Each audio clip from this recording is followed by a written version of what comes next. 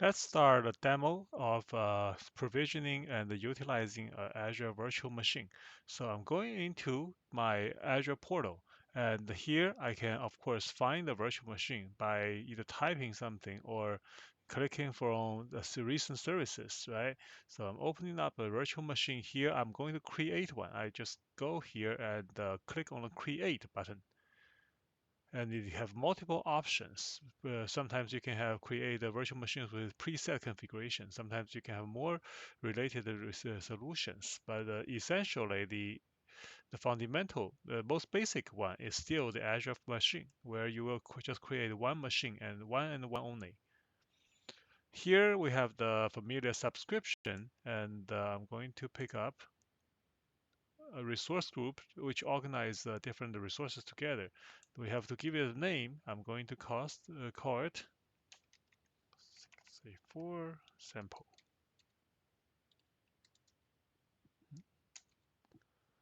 And now we have a region and availability zone option. We are identifying putting this in the East US Zone 1. Then there are multiple other things like security and stuff. What's worth noting is the image. We will talk about the image later, but for now, you can see it provides you with the fundamental building block of operating system. There's also images that can provide you with more than just the operating system. Like right here, of course, we have Windows 11, Windows 10, but if I try to tap in like such as Flask, for example, there are Django and Flask developer suite or Flask and Django in Ubuntu. So these are like pre-made images. Those are basically the disk template for you to provision your virtual machine. Remember when we mentioned the virtual machine, we discussed about operating system, application, and data, right? For each virtual machine, we can provision the CPU and memory. We can also specify what operating system and application can be utilized. And this part is the image. So for this one, I'm just going to quickly choose the Ubuntu one, just for demoing purpose. Then I choose the virtual machine's CPU, and the size. This size, as you can see, determines your the number of CPU, virtual CPUs that you will be using, and the memory you will be utilizing. Of course, with each increase in CPU and memory comes the increase of the CPU of the cost. So I'm going to use the simplest one CPU, 4 gigabytes of memory, and then we will do a SSH public key username with a username and using existing key or using a key pair. This is so that we can log in into this machine. Because if you provision a server and you have no way of logging in, what's the good about it? Is you're not going to be utilizing that anyway, right? So you usually want to have an administrative user and somehow some way to connect to it. And finally, some kind of inbound, because this is Ubuntu and I'm planning to use the SSH key to connect. It allows the selected ports, which is 22. And now, with define the CPU, we define memory, we define networking. We also need to define some kind of operating system. Default is 30 gigabyte, and you can also add more data disks. You can add and configure additional data disks. And networking, finally, you can create a new virtual machine, new virtual network and subnet, which we will just skip for now. Those will be introduced in future, in future sessions. And management is about identity, Active Directory, auto shutdown, backup, all this management thing. And then we have a monitoring of alert, like alerting when something happens, right? And these are pretty straightforward. So health check, etc. So I'm going to skip all these, and finally I'm going to review it and start creating. Now, creating takes a while, so I'm going to pause the recording and come back when it's finished provisioning. But here, let me click on create. Once I click on the create, I think I forgot to private key. I need to download the private key because I specify to use a key, so it gives me a private key so that I can access later on, but now it's in the deployment. Now this is the deployment screen. Anytime you run, you create any resource in Azure, you will see this deployment screen. It will tell you what is created, because sometimes when you create, you can imagine that for a lot of services, when you create one services, it's not only that service, right? There are a lot of helper project objects get created, such as here, when you create this DS sample virtual machine, you also need an IP address for it. You need a network security group for it. So these are things that will be created together into this deployment. So, oh, that's fast before I even finish. But the deployment is complete, right? You can go to the resource. And now this machine is here. It's already started. As you can see, the status is running. This machine is running and with the public address. Now, if I want to connect to it, uh, I can go to here. I think there is a connect option. For example, if I want to connect through, I can do native SSH, such as I can do SSH using CLI. I can also use other SSH tools, such as PuTTY. But how about we using this native SSH? So I'm validating and I'm opening a local shell.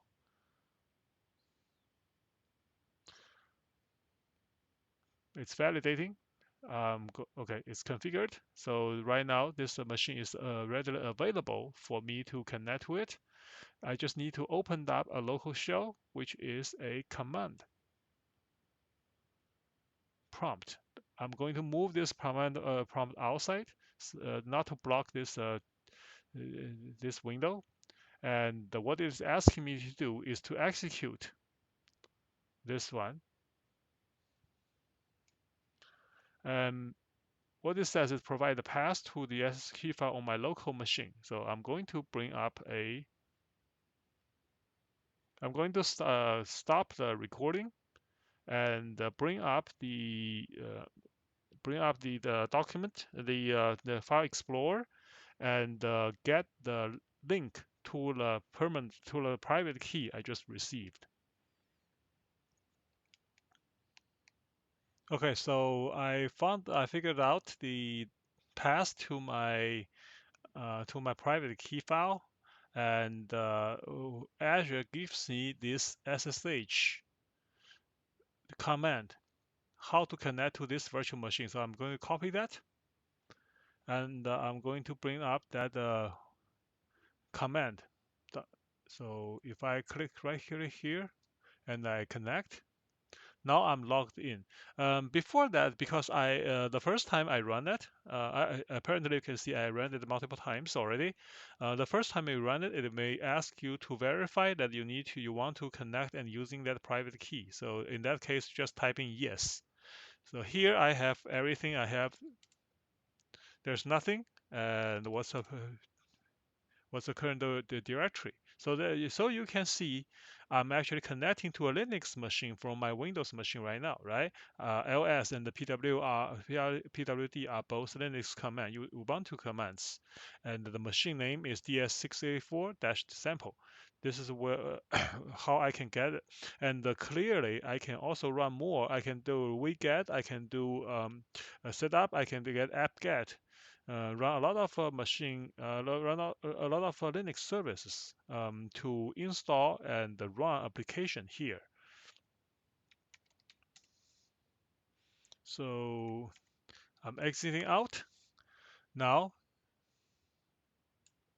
close. So this is the how to provision a machine and how I'm going to connect to it and utilizing this machine.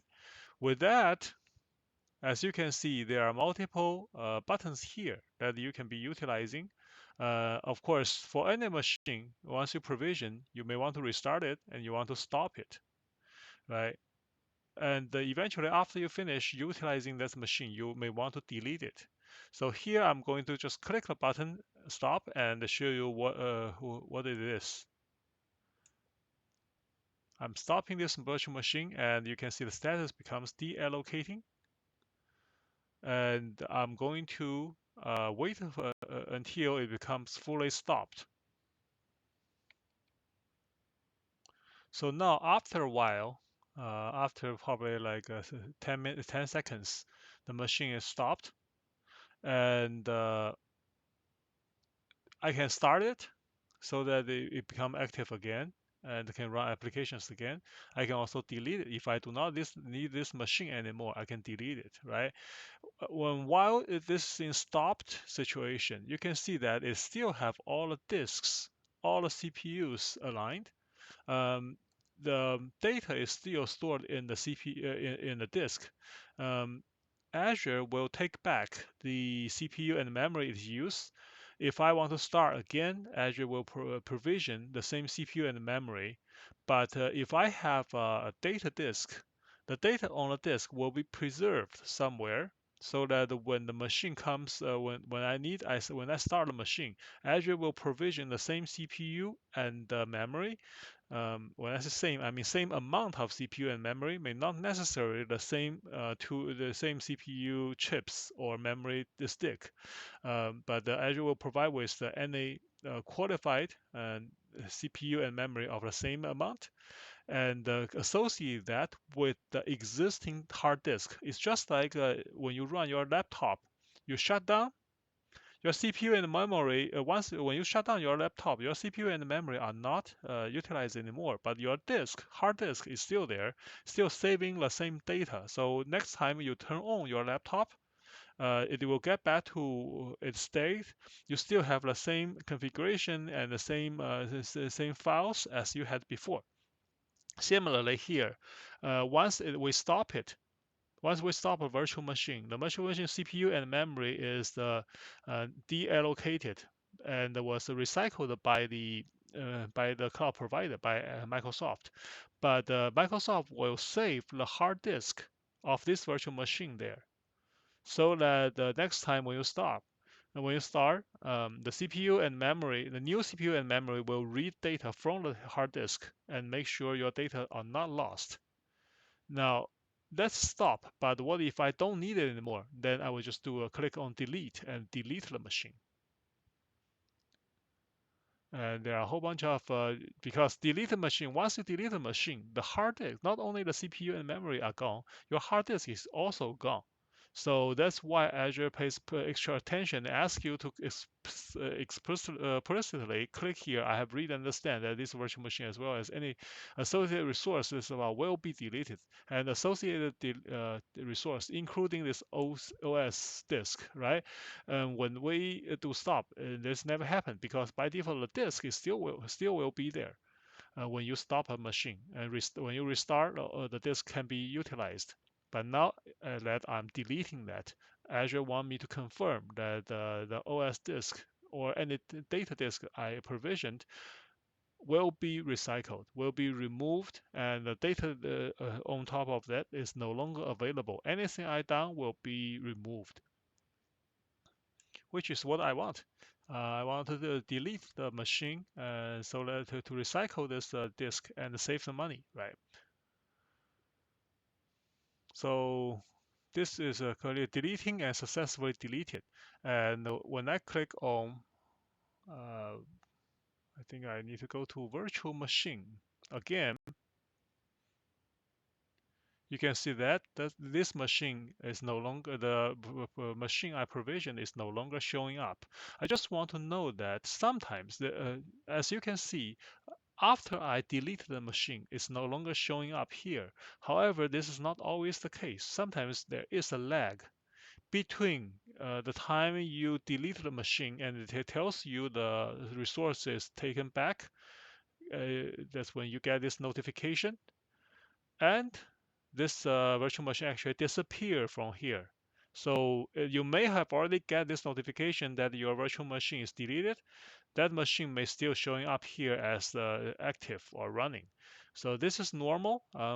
Hopefully that's not ideal, but that's something happens for quite frequently. So if you delete your machine and receive a notice and still see the machine here, don't get panic. Probably want to refresh that after 5 minutes or 10 minutes to make sure it actually worked. Okay, just to keep this sync. And if you think about this, why this is happening?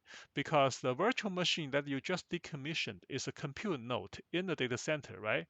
And then this page, this web page, comes from an administrative node in the same in Azure, but they may not be in the same data source. So it takes a while for that it may takes a while for that administrative node to fetch information from from the data center, getting to know that your machine is actually the virtual machine, the compute node is recycled, is decommissioned. So that's why there may be a gap in understanding getting the latest situation.